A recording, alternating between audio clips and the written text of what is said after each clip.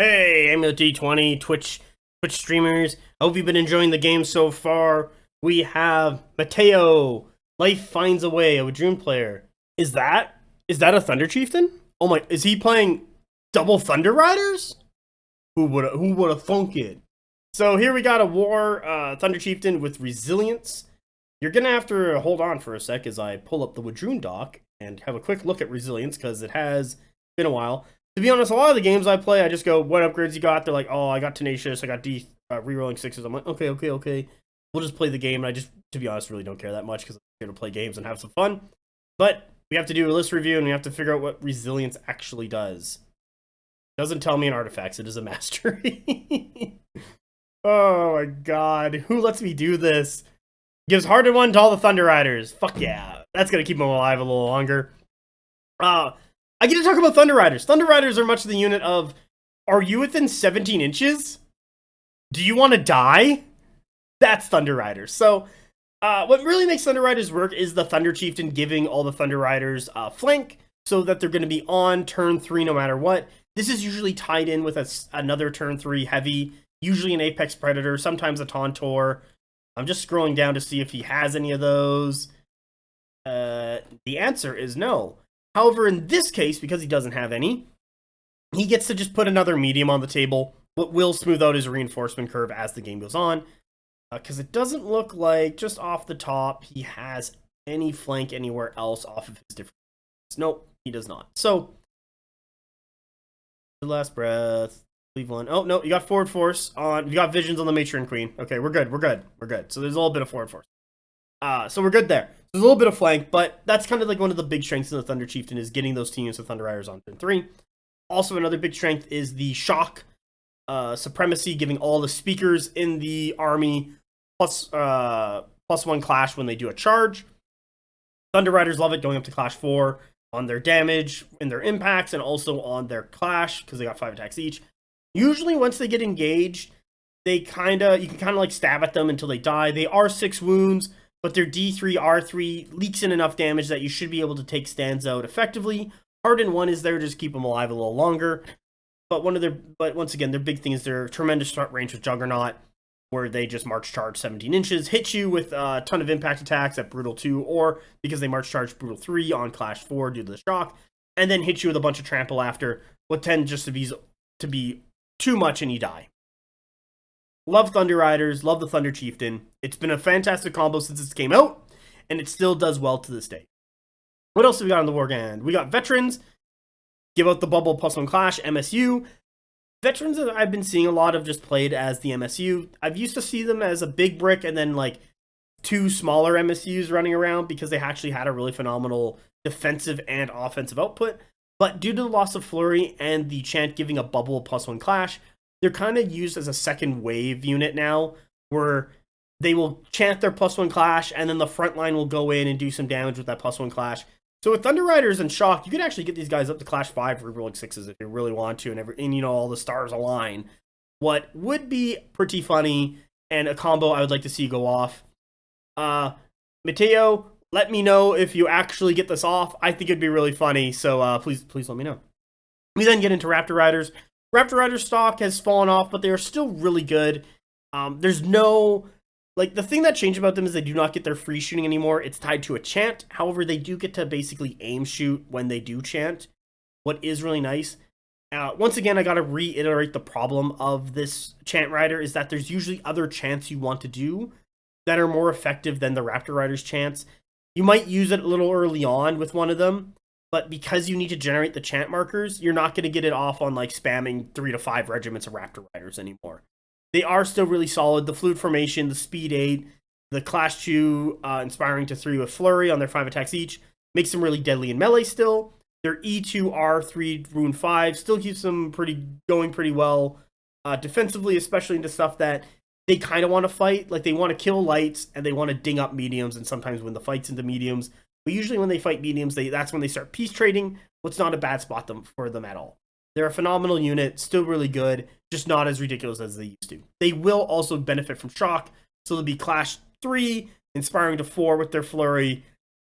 It's gross. Yeah, they're still good. Next regiment we have here is the Winglord Predator. I've described this guy as effectively an apex that can fly. Its damage output is roughly about the same, or sometimes a little more than the apex's. Because of its barrage ability and its range, it gets to sit outside and just kind of plink at things and then commit when it wants to, because it has its speed 9 and has such that long threat range that a lot of things can't really engage with it too effectively, and they have to spend time march charging. And if you're set up in the right way, you'll collapse in on whatever march charge the Winglord Predator, kill it, and then just move forward after that. So really, it's no loss at that point. What tends to get like Quaddles and Winglords dead is that they get a little too over aggressive. They don't get in position. They get caught up on themselves. There's too many in one spot, and you can kind of just bring the whole flock down. But with good play, a Winglord Predator can flex onto either side, go for the weak flank, do some damage to your opponent, go towards their strong flank and contest, or try and steal a zone if there's not a big fight over there. They do a really good job at that and also provide a ton of damage and buffs. In this Winglord Predator's warband is a Hunting Pack, Quaddle. So, once again, Quaddle, a bit weaker than the Winglord, still really effective, still does a lot of work. They tend not to do as well in melee as a Winglord. So when you're trying to fight a Quaddle, you want to get in his melee as soon as possible and then bring it down and kill it. But they are going to be getting shocked. They do have that speed 9. They will tend to get the drop on you first. So there is pluses and minuses there.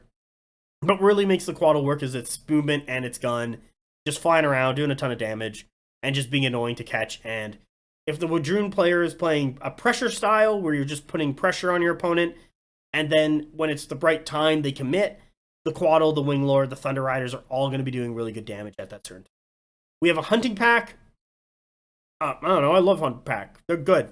You can use them to block, you can use them to get into people's flanks and really rip them apart, especially with the shock from the Thunder Chieftain, going up to Clash 3, inspiring to 4, and then Opportunist is just going to be a ton of their attacks, like a ton of hits into your opponent, especially in the flank. That's going to make them reroll Resolve.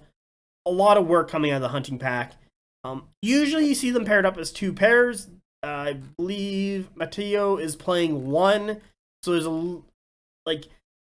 with 2 of them, you can either push both of them down a flank or push each one down a side, and you have the flexibility of that. While with 1, it's kind of a commitment, and even though they have loose formation, they are wound 3, D, and defense and evasion 1. So even if I am getting half shots into them, I'm still going to shoot them because I could kill a stand pretty effectively with some decent rolls on my end. Not like you making 1 save and I hitting 4 times, is still a stand dead. What is really good. So a lot of people have been catching on to that, and you still have to be careful with your Hunting Pack and how aggressive you get to them, especially into guns. Because sometimes it's like, yeah, it's half shots. Okay, I killed 2 stands. Cool, I'll finish the other stand off next turn. Like, we're printing money right now.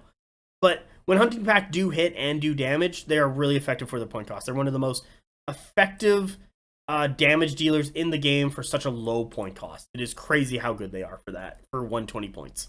Lastly, we get into the Matron Queen's warband. She has War and Visions. Visions, I believe, gives forward force. She's in War. Yay! Then we get into Blooded. Got 5 stands of Blooded. She's going to be using that last breath to heal a bunch of stuff. She can't heal monsters with it, but she's going to heal the Braves. No, not the Braves. My apologies. The Blooded, the Raptor Riders, the Hunters, the Thunder Riders, all that good stuff. Blooded for a chant. This is going to have to be reminded what this actually does. Proven Warriors. +2 to their charge distance. Okay, sweet. That's pretty good.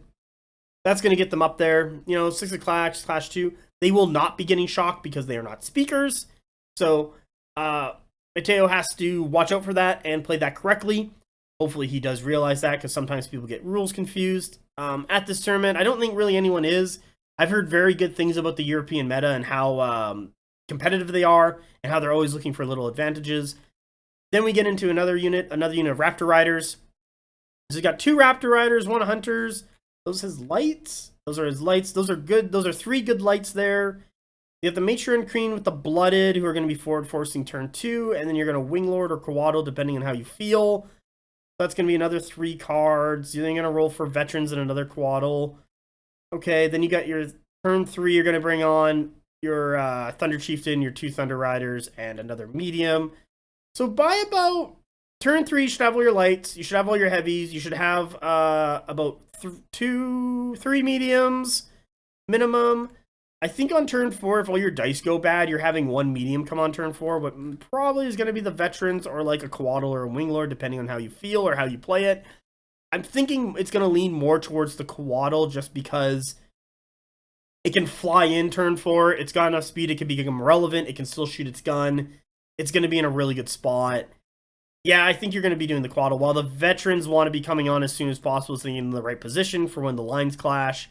They don't need to become, like, they're not, them coming on turn 4 is just going to be worse for you, while Quaddle or Winglord coming on turn 4 is just going to be better simply because they have the speed to catch up to the rest of the army. Overall, I like it. It has a game plan. It has a bunch of tools and different abilities. There's ways to use everything. It has clear anvils, hammers, has clear utility pieces. I've heard Europe is very good with Vadroon. They love Vadroon. This shows that they're pretty good. Matteo should probably also know that playing a speakers list, it's not an aggressive list. It can be aggressive when needs be. Like if you're playing into, like, let's say a weaker opponent, and you just run in there, do a bunch of damage, and you're kind of just pushing them back. You can do that. But what really shines about a speakers list is their ability to apply pressure, to set that line of engagement, to do that damage, and set yourself up so that you can collapse on your opponent and blow up all their stuff in one big blow, and then push forward and do it again, wiping them out. This pressure is brought on by the Thunder Chieftain and the Shock Supremacy. He has to be on the table for it to matter. So a lot of the times with a speakers list, you don't want to engage until about turn 4. Turn 3, you might stab a couple things, start the skirmish. But by turn 4 is when you actually want to hit. And you have such long threat ranges with the Raptor Riders, Winglords, Quaddles, Thunder Riders, that you can easily cover distance and hit your opponent as they're trying to set up. So your opponent has to be ready to receive those hits and then deal damage back to counter. But with that, I like the list. I hope you do really well and have a good one. Let's get on to the next list.